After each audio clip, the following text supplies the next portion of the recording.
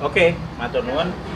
Saya akan coba menerangkan dengan dalam waktu singkat mengenai masalah coronavirus yang sekarang mungkin sedang berjangkit di Indonesia. Sebelum kemana-mana, saya akan coba menerangkan mengenai masalah coronavirusnya sendiri. Coronavirus adalah virus RNA dan ini beramplop. Kalau virus beramplop, kita akan membayangkan itu seperti balon, kemudian ada spike-spike-nya di sana. Nah, spike yang di luar ini terdiri dari lapisan glikoprotein. Lapisan glikoprotein akan sangat mudah hancur oleh pelarut lemak, deterjen, ataupun desinfektan.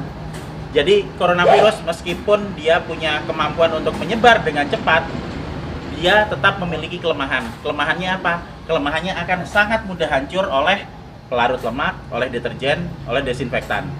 Sehingga jika kita sering cuci tangan, kita sering ngepel lantai dengan desinfektan atau dengan cairan untuk pel, maka virusnya akan hancur dan tidak akan menulari lagi. Nah, kemudian saya akan cerita gimana caranya coronavirus bisa menulari ke manusia. Coronavirus menular ke manusia itu lewat sentuhan dengan material-material yang sudah terjangkit virus pertama, terus kedua pada saat kita berada di keramaian, kemudian ada orang yang mungkin bersin, kemudian kita kena oleh kontak langsung, maka dia akan langsung bisa menulari kita. Tapi sekali lagi, kita jangan terburu panik dulu. Kenapa? Karena coronavirus ini tidak seganas seperti yang dibayangkan atau yang ditampilkan oleh media. Kita akan selalu lihat di situ. Sekarang korban coronavirus seluruh dunia ada sekitar di 80.000 sekian penderita. Tapi dari 80.000 itu, nanti yang meninggal itu ada sekitar 2.400 yang selalu hanya akan ada di kisaran angka 2-3%. Silahkan nanti dilihat di data statistik mengenai seberapa banyak yang orang yang terkena coronavirus dan seberapa banyak yang meninggal. Yang meninggal selalu ada di kisaran antara 2-3%. Berarti sisanya sebanyak 97% itu selamat.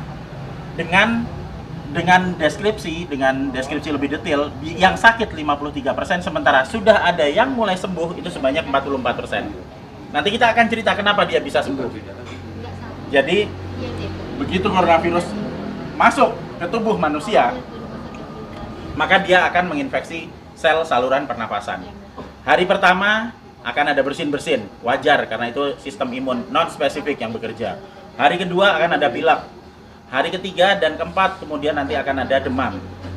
Hari kelima demam akan berlanjut, dan jika badan kita fit, maka di hari ketujuh antibodi akan mulai dikeluarkan.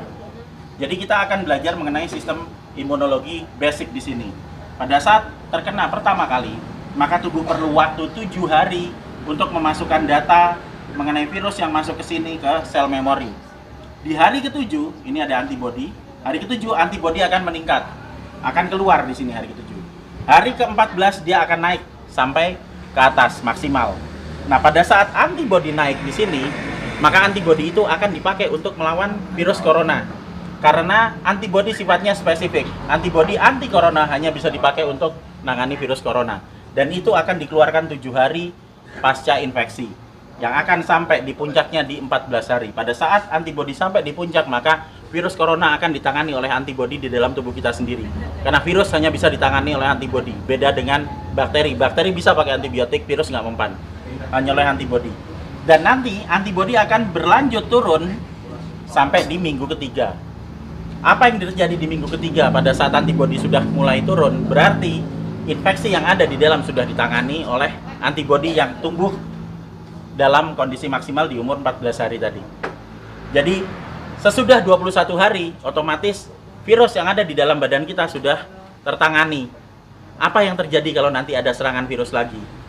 Jika ada serangan virus lagi, data yang ada di sel memori akan dikeluarkan sehingga respon imun kedua akan berlangsung 24 jam sesudah paparan. Jadi misalnya saya sudah pernah kena corona dan saya bisa bertahan hidup sampai 14 hari, maka saya akan kebal seterusnya. Dan berikutnya jika saya kena virus corona lagi, kita nggak perlu nunggu sampai 7 hari sampai antibodinya keluar. Sekarang kena, maka besok antibodi sudah dikeluarkan. Itu sebabnya 44% orang bisa sembuh bahkan tanpa vaksin karena vaksinnya belum diketemukan.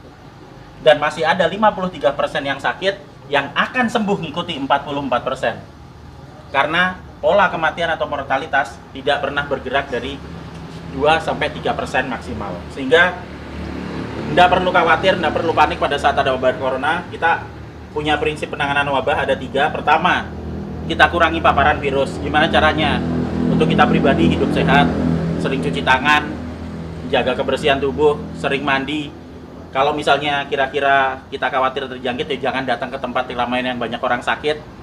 Dan untuk mengurangi paparan virus ke kita. Nah, untuk kitanya sendiri gimana? Kita bisa naikkan antibodi. Gimana caranya? Dengan mengkonsumsi vitamin E atau C, vitamin E plus C setiap hari.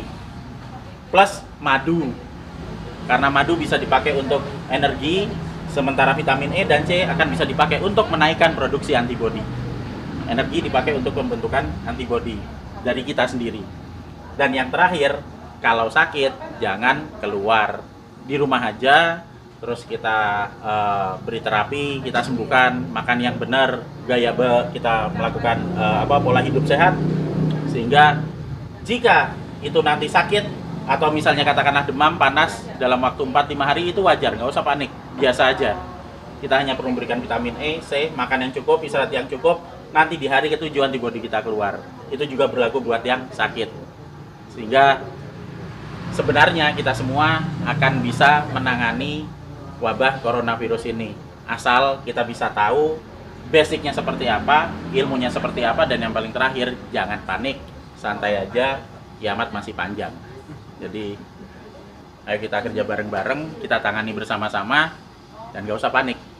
Makasih.